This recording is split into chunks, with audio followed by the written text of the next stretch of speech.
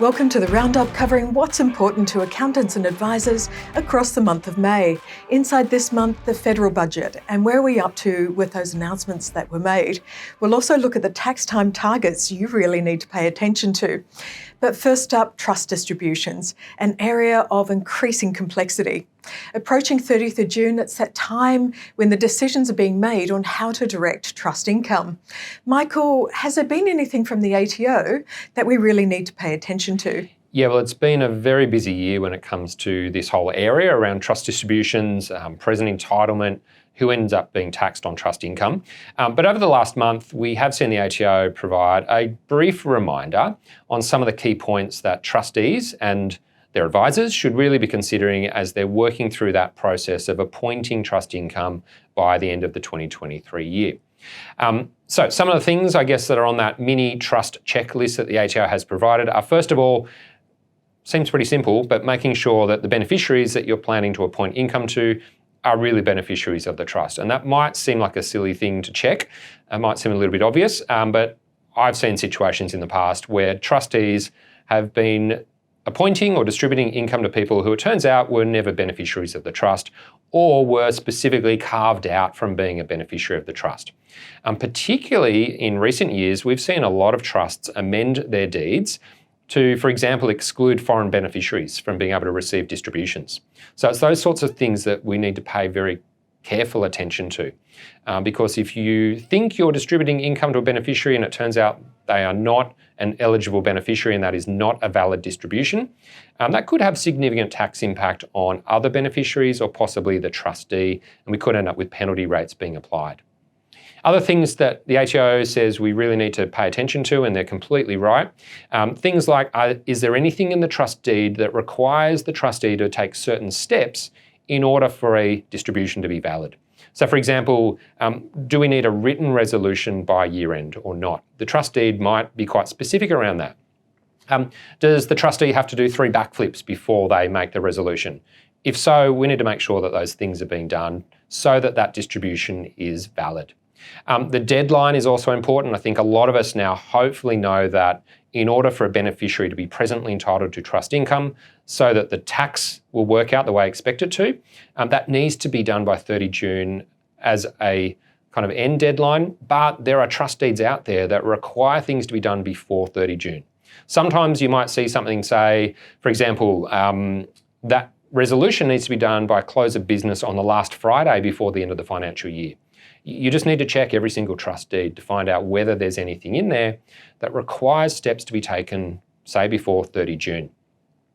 The other thing that can be a bit of an issue, and again, the ATO has pointed this out in a couple of places, is making sure that the decisions, the determinations, the resolutions that are made by the trustee are absolutely clear and unambiguous. We see examples from time to time of where a trustee has made some sort of written decision or written resolution, but it's not entirely clear exactly what they mean. So for example, if the numbers turn out to be different to what you're expecting, does it still work? Does the way the trustee has worded that resolution still make sense? Could we still determine who is entitled to certain amounts of trust income for that year? And sometimes that just isn't the case. And if it's not clear, then you could again end up with a situation where some or all of that income is not taxed in the hands of beneficiaries. Rather, it might end up being taxed in the hands of the trustee. So they are some of the key things that the ATO has pointed out, and they're completely spot on. They're issues that really need some attention paid to them. Aside from the ATO's online guidance, are there any key issues that we should be really focused on for our clients? Yeah, there's a lot of key issues that we should be keeping our eye on when it comes to trust distributions, and particularly this year, probably more so than any recent year that I can remember. For example, over the last year, we've seen the ATO release and then finalise some guidance on the reimbursement agreement rules in Section 100A. I'm guessing there's a whole lot of people watching this who are pretty sick of hearing about Section 100A, but also appreciating that it's a really key area, and this is an area that is causing a lot of concern to people. I guess to some extent, the good news is that the ATO has said, look, we aren't going to really seek to attack arrangements that fall within certain green zone scenarios. The bad news, though, is it's actually harder than it first looks to fall within the scope of those green zone scenarios. So if you haven't already, it is important to have a really close look at 2 or 3 of those key scenarios, because in some cases they may well help you sleep a bit better at night and have a little bit more comfort around Section 100A. But you'll often see, as you work through those in a bit of detail, just how easy it is to fall outside one of those green zones. Now, that doesn't necessarily mean Section 100A applies, far from it. But it just means that level of comfort won't quite be there. We've seen the ATO update its guidance around Division 7A and distributions to corporate beneficiaries over the last year as well. And so it's important, again, if we're looking at distributing to corporate beneficiaries, that we're looking at the interaction between Division 7A and Section 100A. Division 7A loan agreements can potentially be used to help manage the risk under both of those areas. But again, you need to pay attention to the detail and make sure that those timing issues are being looked at correctly, because missing, I guess, some of those key deadlines can be pretty nasty when it comes to the tax outcome. Aside from that, we've seen, I guess, some non-tax developments in this space. Some of you might be aware of the OES case, which looked at the issue of whether the trustee had made proper inquiries of the beneficiaries to see what they needed that year in terms of trust income and trust distributions. And so again, we're seeing a lot of people thinking about additional steps that maybe a trustee should be taking this year, and the time is running out to do that, just to make sure that they're not falling foul of some of the comments that were made in that decision. So for those of you who have been in the past maybe using some pretty basic trust distribution minutes or resolutions, this year you might want to start thinking about something a little bit more comprehensive, and maybe engaging a legal advisor to help you kind of make sure that those documents and steps are really robust, or possibly a legal document service provider. I know a number of them have kind of updated their products this year to take into account some of those really key tax and non-tax developments. For those of you who are Knowledge Shop members, we have produced a pretty comprehensive checklist around trust distributions, which incorporates all those things plus a whole lot more. Impossible in a forum like this to go through every single thing that needs to be looked at when it comes to trust distributions, and the issues vary depending on the scenario. So again, if you're a Knowledge Shop member and you haven't looked at that already, well worth running your eye down that page or those few pages just to make sure you're aware of all the key issues. And if there's anything else that you might need to look at in a little bit more detail, particularly as 30 June gets closer, and we need to make sure that those resolutions are in place. So a lot of things to think about. But again, for Knowledge Shop members, there is a tool there that will hopefully help you reduce risk for your client and make sure that what you're trying to achieve is actually tax effective. These days, the ATO are very clear about their areas of concerns and their targets, particularly as we approach 30th of June. Matthew, has there been anything from the ATO that we particularly need to pay attention to? Yes, the ATO does typically give us a heads up on what their priorities are around tax time. This year is no different. For individuals, the ATO has released sort of 3 priority areas that they're quite focused on, and that's rental property deductions, work-related expenses, and capital gains tax. That's not to say that the ATO aren't going to look at anything else, but these are the 3 areas that the ATO is particularly focused on. And that's because they're still finding that many taxpayers are frequently making errors in these areas. In fact, the ATO have come out to explicitly say that they think most rental property owners are getting it wrong in their tax return. What specifically concerned the ATO is around interest deductions on rental property loans, especially rental property loans that have been subsequently refinanced. And you do need to be aware that the ATO are actively data matching in this area and getting information from banks.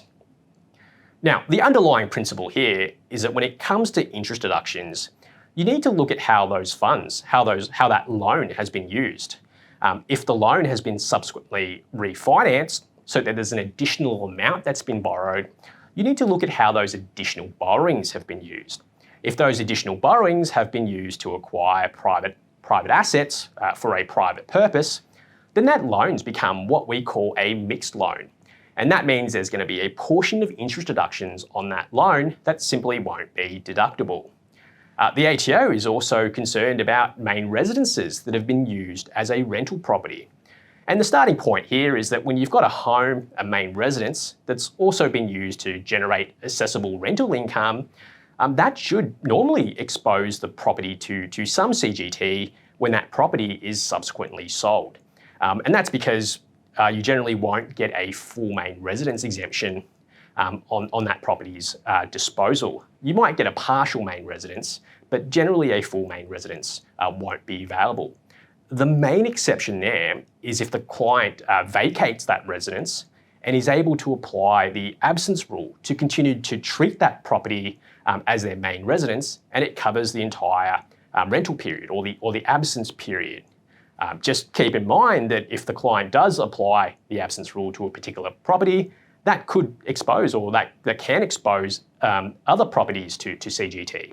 And that's because you can generally only have one property as your main residence at any given time. Now, normally bigger dollars involved when dealing with main residences and rental properties. And when it comes to the main residence rules, they can get quite tricky. They can get quite complex, especially when you start moving outside the typical standard arrangement. So it does pay to focus your attention and be a bit more careful when dealing in this area, just given the ATO's focus. So in terms of ATO focus areas, is there anything different we should be doing this year compared to previous years just to manage, I guess, client risk levels? Absolutely.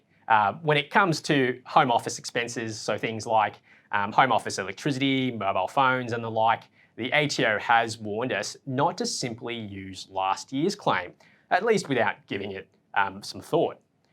And there's reasons for this. For one, many workers have come back into the office for at least part of the week, so their work from home hours have reduced. The other thing is that the approach has actually changed. Now, you can still use the actual method to calculate the actual portion of your home office running expenses that are deductible, but the ATO has historically given us some shortcut rates, some fixed rate methods, some cents per hour methods that could use. And it's those methods that have changed.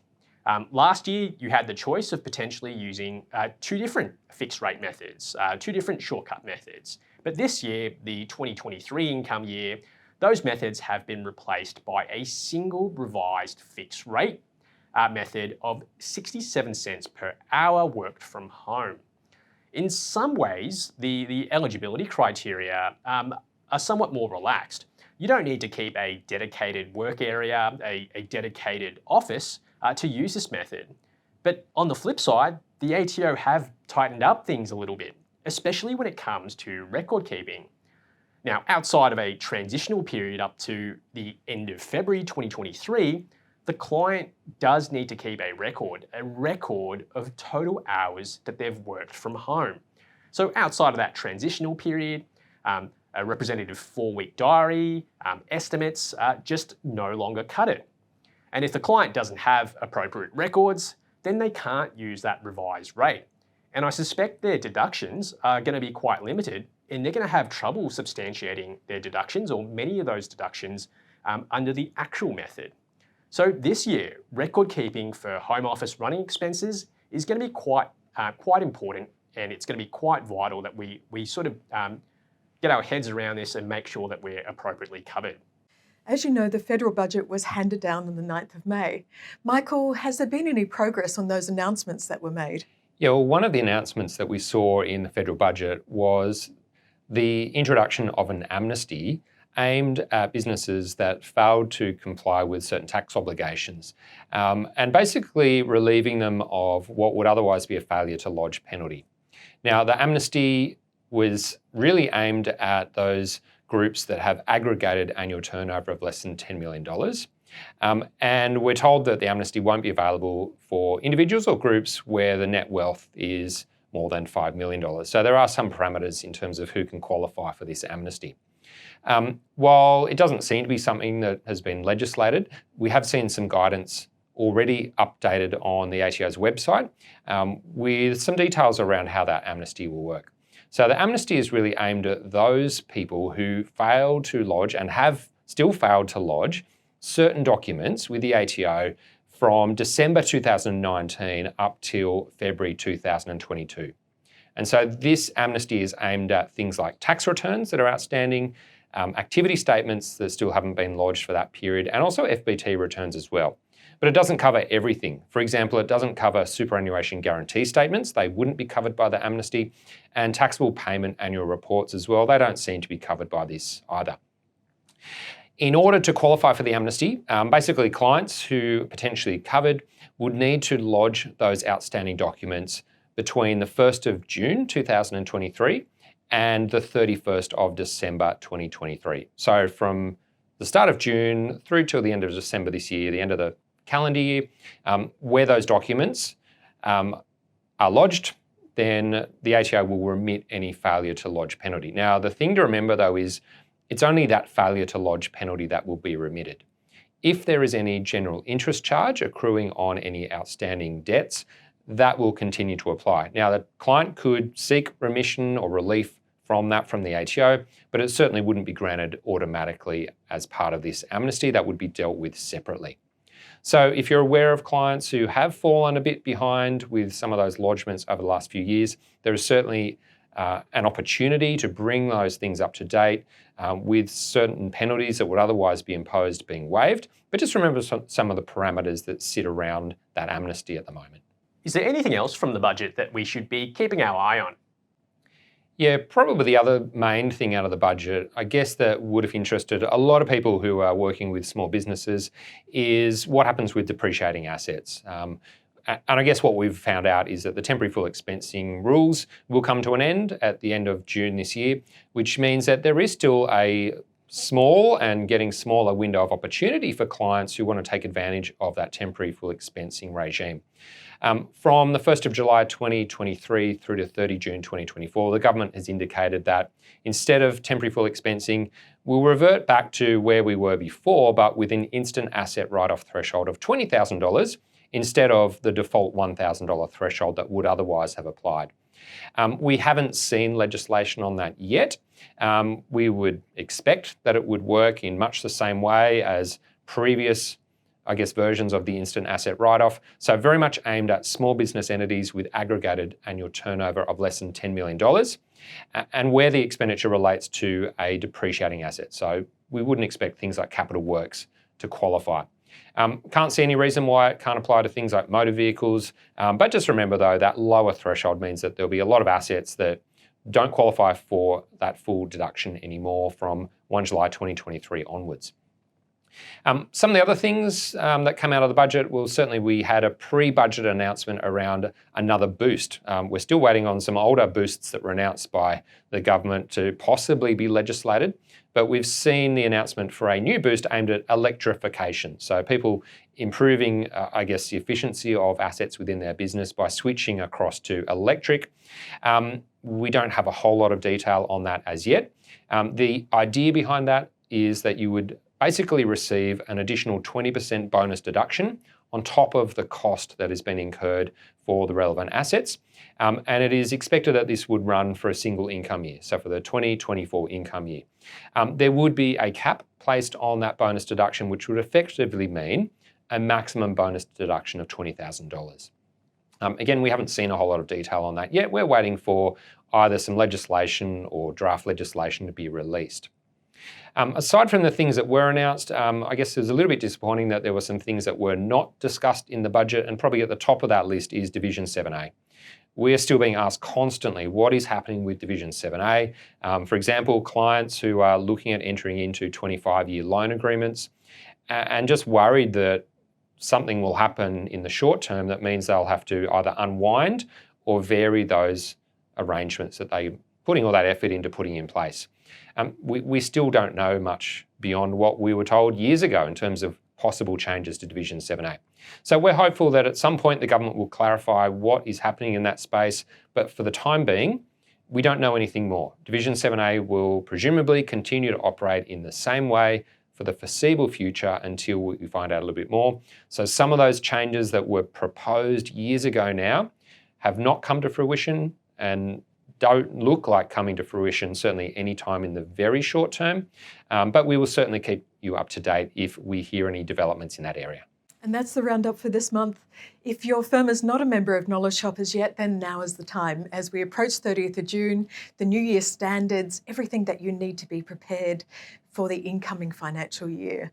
We would love to show you what we've got and how we can make a difference to your practice every single day. Whether you're an accountant or whether you're a financial advisor, Knowledge Shop is there to support you. Just give the team a call. We'll look forward to speaking to you soon.